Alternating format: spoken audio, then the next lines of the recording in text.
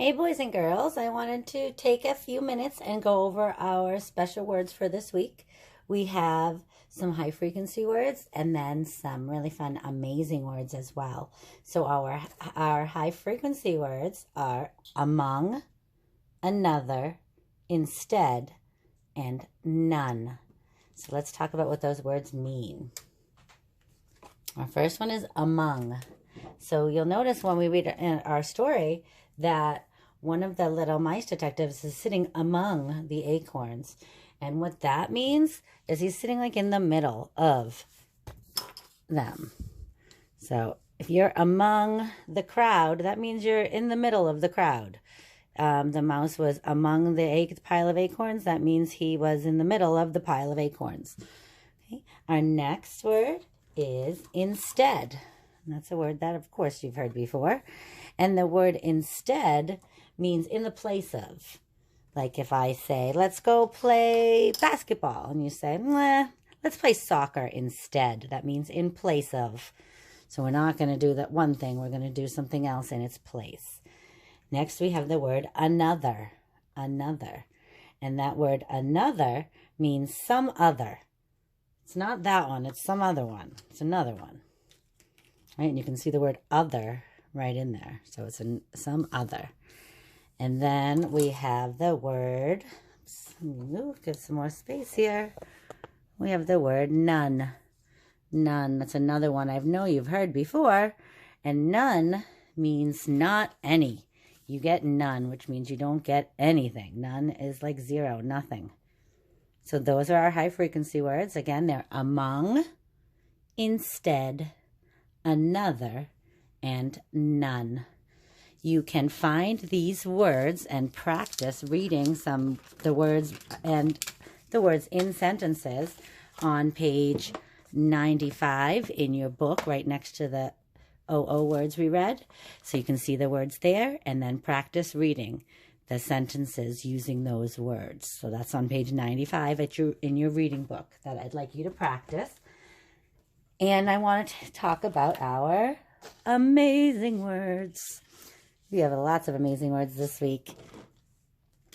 So let's talk about them. The first one is explanation.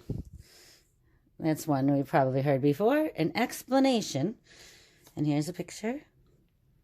And it looks like that this lady is trying to tell this boy something. An explanation is to tell why something is the way it is. So if you want an explanation, you want somebody to explain it to you. Why? Right? So explanation tells why something is the way that it is. Wonder. Wonder. And here's my little picture for wonder.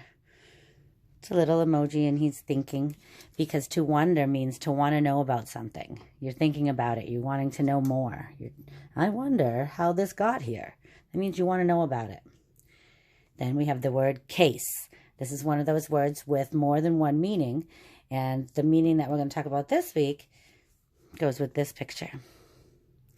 And we see that guy, right? And he is a detective.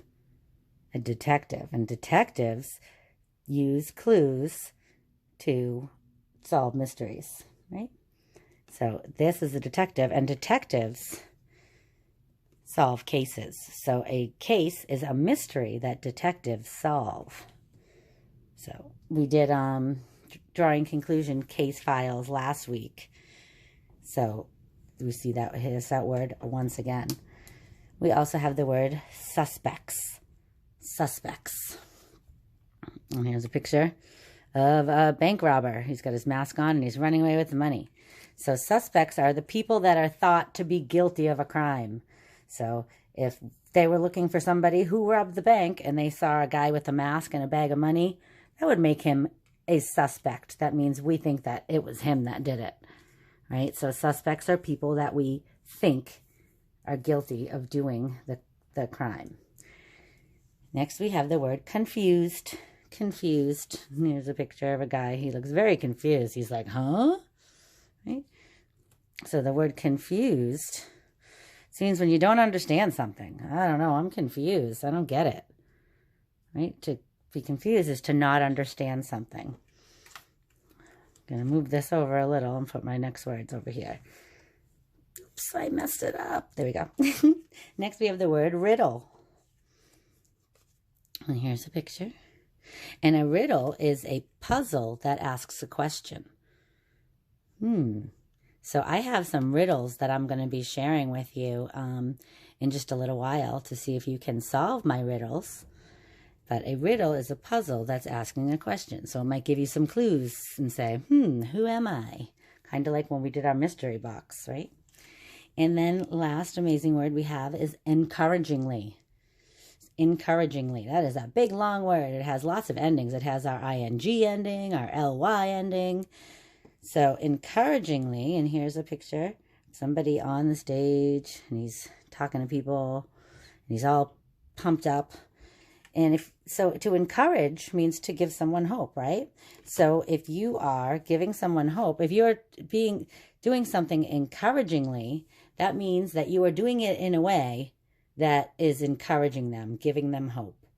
So if I said, come on, you can do it. I know you can. Go team.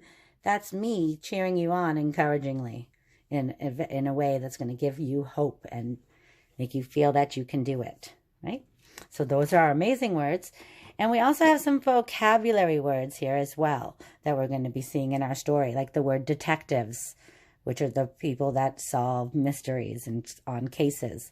Mysteries are things that we don't know. We're trying to find out. Solved is like the solution. It's when you have a problem or a mystery and you solve it.